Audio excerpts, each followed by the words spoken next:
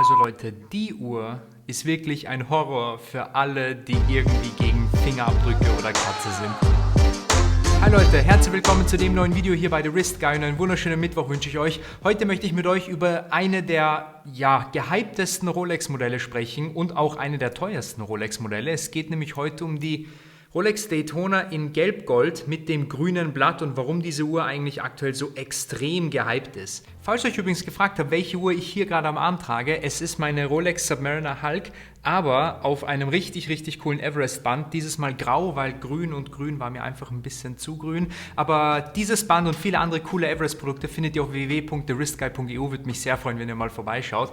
Zurück aber jetzt zu der Uhr, hier zu der Hauptattraktion. Die Daytona ist so ziemlich der Inbegriff von Investment-Uhr, von Hype-Uhr, von Flipper-Uhr eigentlich. Und früher hat das halt immer für die Stahlvarianten gegolten. Die Goldvarianten waren nie, sage ich euch, so gefragt wie die Stahluhren, weil Stahl war halt immer natürlich der Einstiegspunkt in die Uhren und Gold war halt immer sozusagen the Top-of-the-Line-Modell und deswegen haben halt die Leute zu Stahl gegriffen und deswegen war Stahl halt meistens ausverkauft. Ihr müsst ja bedenken, bei Rolex kosten Stahluhren in der Regel um die 10.000 Euro Listenpreis und Goldmodelle um die 35 Listenpreis. Das heißt, ihr habt 10 zu 35, ist ein Riesenabstand. Natürlich, wenn ihr aber die Stahlmodelle nicht bekommt und die Dinger ein bisschen steigen, dann habt ihr auf einmal 25 zu 35. Das ist nicht mehr so ein Riesenunterschied. Und da verstehe ich schon, dass Leute langsam zum Goldmodell greifen. Und da hat es nur noch eine kleine Initialzündung gebraucht, damit halt genau diese Uhr so begehrt wird. Aber fangen wir mal mit der Uhr zuerst an und gehen dann rüber zu dem Thema, warum die Uhr denn überhaupt so begehrt ist. Die Rolex Daytona, auch genannt Kosmograph, ist, wie wir alle wissen, das Chronographenmodell von Rolex. Chronograph bedeutet hier, dass wir hier eine Stoppfunktion haben. Deswegen haben wir hier diese 3 Totalisatoren unten, diese 3 Hilfsziffernblätter. Reden wir erstmal über das Gehäuse. Also nominell gesehen hat die Uhr 40 mm in der Größe, auf dem Papier sind es 40. Wenn ihr nachmisst, sind es ein bisschen weniger als 40, also circa 39. Sie trägt sich auch wie 39, 40. Also sie trägt sich jetzt nicht größer, als man denkt. Sie trägt sich ziemlich true to size. Das Gehäuse ist sehr flach und wie ihr seht, extrem glänzend. Also alles ist poliert an dem Gehäuse. Wir haben hier keine mattierten Stellen, die Flanken sind poliert.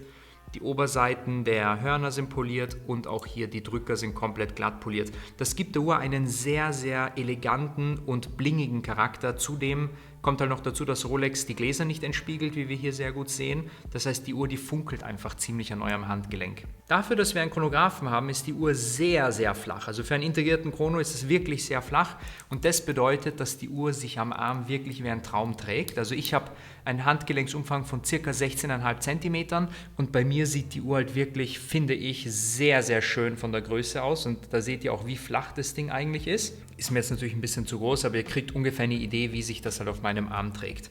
Sehr flach, sehr elegant. Dafür, dass die Uhr sehr sportlich ist, eigentlich, trägt sie sich deutlich eleganter und sieht auch deutlich eleganter aus jetzt im Vergleich zu einer Submariner Hulk zum Beispiel, ist die halt schon deutlich eleganter. Das Band ist hier das typische Oysterband von Rolex. Wir haben die satinierten Außenglieder und die polierten Mittelglieder. Üblich, extrem bequem, wirklich verdammt bequem. Und die Schließe ist hier die Rolex Professional Schließe, klappt hier zu. Sehr bequem auch und sehr unkompliziert und eines der besten Schließen, wie ich so kenne. Ein kleines Extra hat die Uhr, was mittlerweile schon viele moderne Uhren haben. Wir haben hier nämlich diese Easy Link Verstellung. Ihr könnt hier einfach dran ziehen und dann habt ihr auf einmal so ein halbes Link, mehr Platz für den Sommer zum Beispiel. Das kann man dann hier einfach wieder zumachen. Als Werk verbaut die Rolex das eigene Manufakturwerk 4130. Vorher hatten sie ja, wie wir alle wissen, ein Zenit-Werk verbaut. Jetzt ist es eben seit 2004, meine ich, dürfte es gewesen sein, verbaut Rolex Manufakturwerke. Dieses Werk ist eines der besten integrierten Chronographenwerke, die es so gibt, weil es tatsächlich so simpel ist. Eigentlich ist es so ein bisschen paradox. Man möchte immer so komplizierte Werke haben, viele Teile, viel Komplikation.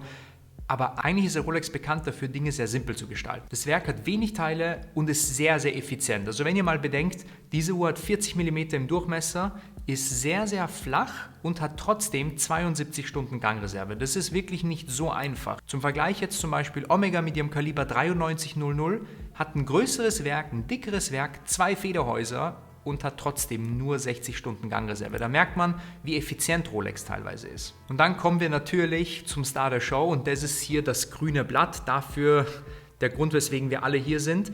Diese Uhr ist jetzt in 18 Karat Gelbgold gefertigt und hat das grüne Blatt. Manche nennen es auch Green Money Dial. Ich muss sagen, es ist ein relativ helles Grün. Also im Vergleich jetzt zum Beispiel zur Submariner Hulk ist es ein deutlich lebendigeres Grün, irgendwie ein farbenfrohes Grün. Es hat einen Sonnenschliff und die einzelnen Totalisatoren haben nochmal einen Sonnenschliff drinnen.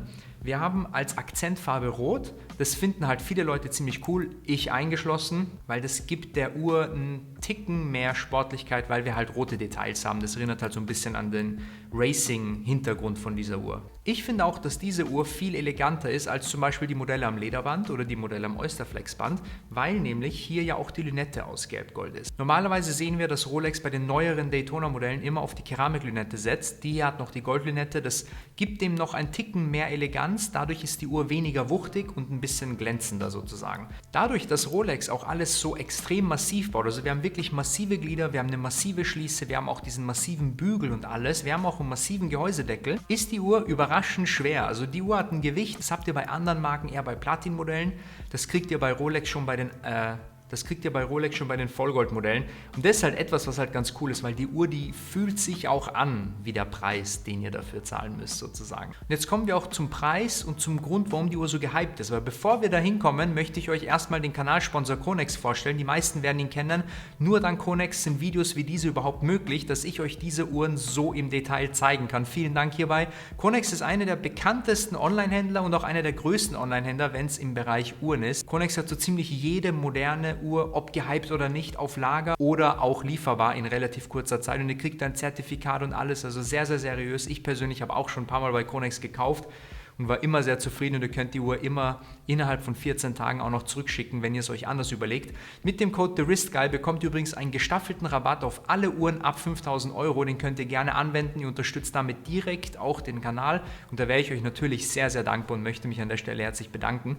Und jetzt möchte ich euch mal erklären, warum diese Uhr denn tatsächlich so begehrt ist. Und das ist eigentlich sehr simpel. Eigentlich geht es hier nur um Hype. Also wisst ihr, es braucht eigentlich gar nicht so viel, dass eine Uhr richtig, richtig gehypt wird. Entweder sie wird discontinued, wie dieses Ding, wie die Submariner Hulk, dann wissen alle, okay, man kann die Uhr jetzt nicht mehr haben und alle laufen in die Boutiquen, stürmen rein und kaufen sich diese Uhr. Oder irgendein bekannter Influencer, YouTuber, Musiker oder sowas hat diese Uhr am Arm oder berichtet über diese Uhr. Genau das ist passiert bei diesem Modell und ihr habt es ja auch schon gesehen bei meinem Reaction-Video zu der Talking Watches Folge mit John Mayer. Da sagt er nämlich, yeah, wow. You've got two modern Daytonas here that you think could be something special down the road. Yes. So I really enjoy finding what I call sleeper hits. Dass als 2016 die aktuelle Daytona in Stahl rausgekommen ist, hatten alle nur den Blick auf das Ding und gleichzeitig mit dem Modell kam aber auch das Ding hier raus, die gelb-goldene mit grünem Blatt und eine weiß-goldene mit blauem Blatt, über die habe ich euch auch schon viel erzählt hier auf dem Kanal. Und er hatte gesagt, dass normalerweise Rolex nicht oft Vollgoldmodelle mit farbigem Blatt rausbringt und dass die meisten Leute diese Uhren gar nicht gesehen haben und übersehen haben. Und daraufhin hat er halt gesagt, seiner Meinung nach sind das Future Classics, also zukünftige Klassiker von Rolex. Und natürlich war klar, als er das gesagt hat, ist der Hype durch die Decke gegangen. Gerade das Gelb-Gold-Modell wird aktuell gehandelt, ungetragen, so bei 55.000 oder was. Listenpreis sind 37.000 ungefähr. Die Frage natürlich, ob die Uhr das wert ist. Meines Erachtens nach nein. Meines Erachtens nach ist keine Uhr den Premium-Aufpreis wert, solange sie noch produziert wird. Sobald diese Uhr eingestellt wird und nicht mehr hergestellt wird, kann man sie und muss man sie natürlich auch zum Graupreis kaufen und dann ist es theoretisch gerechtfertigt, weil dann bestimmt Angebot und Nachfrage den Preis. Aktuell ist die Uhr noch beim Rolex-Konzessionär zu kaufen, deswegen würde ich nicht aktuell über Liste dafür bezahlen. Auch wenn ihr ein Jahr wartet, egal, dann wartet ihr ein Jahr auf die Uhr und dann habt ihr sie zum Listenpreis. Zum Listenpreis ist die Uhr auf jeden Fall ihr Geld wert, das haben wir gesehen, jede Rolex ist sehr, sehr stabil. Das ist praktisch egal, welches Modell ihr kauft. Die Gelbgold-Variante kostet eben, wie gesagt, ca. 37.000 € im Listenpreis, die Weißgold-Variante ein bisschen mehr. Die Gelbgold-Variante wird viel gehypter, die Weißgold-Variante ist leicht über Listenpreis gehandelt. Wenn ihr mich fragt, ich finde die Weißgold-Variante schöner, weil sie, finde ich, viel gediegener ist und das Blau mit dem silbernen Material irgendwie harmonischer wirkt, finde ich. Und Blau und Rot passt, finde ich, schöner zusammen und ist eine schönere Kombination als Grün und Rot. Diese Uhr ist für mich persönlich, ja klar, wenn ich sie hätte, würde ich sie tragen. Aber für mich persönlich ist die ein bisschen zu flashy, ein bisschen zu bunt und ein bisschen zu viel einfach. Sie ist mir zu wenig gediegen und ich mag das, wenn eine Uhr erst auf dem zweiten Blick zeigt, was sie ist und nicht schon vor dem ersten Blick in 100 Meter Entfernung. 2 Dinge sind mir noch an der Uhr aufgefallen, die ich zugegebenermaßen dem Kollegen Hafiz J. Mahmoud zusprechen muss, weil er ein exzellentes Video zu Daytona gemacht hat. Ihm sind nämlich 2 Sachen aufgefallen. Ich wusste die vorher, aber ich hatte sie nie im Video so erwähnt. Erstens, bei jeder Daytona sind die Bandanstöße bzw. die Lachs nicht symmetrisch. Der Horn rechts bei den Drückern ist schmäler als der links. Das macht Rolex, nehme ich an, damit das Ding optisch einheitlicher wird, weil ihr rechts noch die ganzen Drücker habt. Deswegen nehmen sie da ein bisschen was vom Horn weg. Und vor allem, wenn man die Uhr von der Deckelseite aus betrachtet, sieht man das eigentlich relativ deutlich, dass das eine Horn schmäler ist als das andere. Manche Leute machen das fertig. Ich weiß nicht, mich hat es ehrlich gesagt noch nie gestört. Und eine Sache noch, ich finde, etwas fühlt sich bei dieser Uhr verdammt billig an. Und das sind nämlich die verschraubten Drücker. Wie ihr wisst, hat die Uhr verschraubte Chronographendrücker, aber die Dinger lassen sich so leicht drehen und fühlen sich sehr, sehr billig an, haben fast keinen Widerstand. Fühlt sich nicht an wie eine 50.000 Euro Uhr jetzt im Durchschnitt. Das war es auch schon von mir, Leute. Ich hoffe, euch hat das Video gefallen. Ich würde mich sehr über Likes und Abos freuen. Wir sehen uns dann beim nächsten Mal. Bis dann. Ciao, ciao.